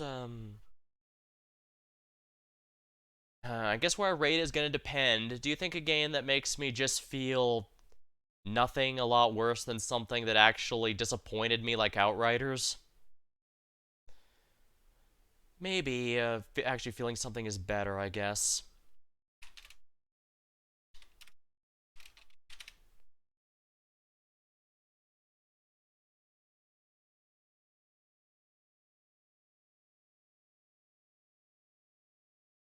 Lethal Company is technically this year, so you know what? I'm not going to qualify it for this list. But with all that, we are officially done with my top games of 2023. Age of Wonders 4 is definitely a game I wish I played more of. Hopefully I can find some more time to sneak it in this year. It's also why I'm not sure if I'm going to be playing much Age of Wonders 3. I might, because the two games are notably different, but Age of Wonders 4 has a lot of perks to it that I quite enjoy, including some that grew on me after the fact. I'm also a lot worse at it, though, whereas with Age of Wonders 3, I know enough that I can actually push some of the difficulties on occasion, sometimes. kinda. Maybe. Uh, yeah. Taron Cuthbert was definitely the one that shown out for a while. Maybe I'm being a bit too nice to it, and Grandia and Half-Life deserve to be higher, if we're completely honest. This is definitely a list that's probably going to be shifting even once the stream ends. I'm going to be blunt with everyone right now. Even once the moment I click to end the stream, I'm going to think, oh crap, maybe I was too nice there, maybe I was too rough on that. Like, even now, I wonder, maybe I was too rough on 7 Days to Die, because like I said, I did actually ask the team to play it when we needed some downtime filling. And, I'm on Observation Duty 1 and 2. Am I being too nice for a game that's basically just spot the difference, but in a horror setting? Huge man says no. Shinogi Chess Club. Maybe I... Shinogi Chess Club, I admit the fact that I was granted that does make me wonder if that's affecting me to be more positive or more harsh towards it than I might. And more harsh as in maybe I might accidentally overcompensate being overcritical in case it is giving me a bias. But at the same time, I don't know. Project Eden's Garden I was not given any thing for, although it's free. Project Eden's Garden is absolutely free if you want to try it out for yourself. So, well, I did not need that, but I still would say it's definitely yeah, these two are definitely really promising. Yeah, Shinogi Chess Club and Project Eden's Garden are the ones I'm looking forward to seeing continue quite a bit. Taron Cuthbert as well, but Taron Cuthbert also has an entirely solid self-contained story, so even if a sequel doesn't come, I still would rate it a genuinely great Ace Attorney adjacent game. Grandia, maybe I'm being a bit nicer to than it should, because it does still have it was pretty easy to guess the main character would end up falling in love with the girl of his age on the party, but at the same time, it's not a bad trope or anything, and they did spend most of the adventure together, so it's not like they don't have a reason to have gotten close. Let's see here. Some of them 2 really got me thinking, that's for sure, so I did like that.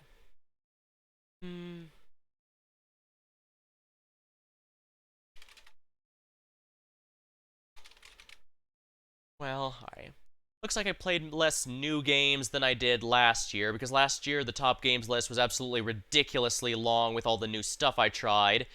But granted, some of that is because I kept a few of these, like Observation Duty, the Yahtzee games, and Half-Life's expansion altogether, but I think that's justified. Likewise, I think Cult of Lamb had enough story and new content to qualify as new, despite technically being a game from 2022.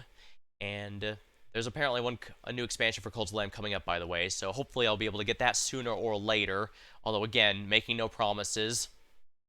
But then again, I guess the fact that there's a lot of repeats also shows that there's some games that have stuck with me quite well, even after all these years. Even if one like Tunic was one I played early on the start of the year on my own, and then decided I should play this on stream and share with others. Because that was worth it, too, I think. Oh, yeah.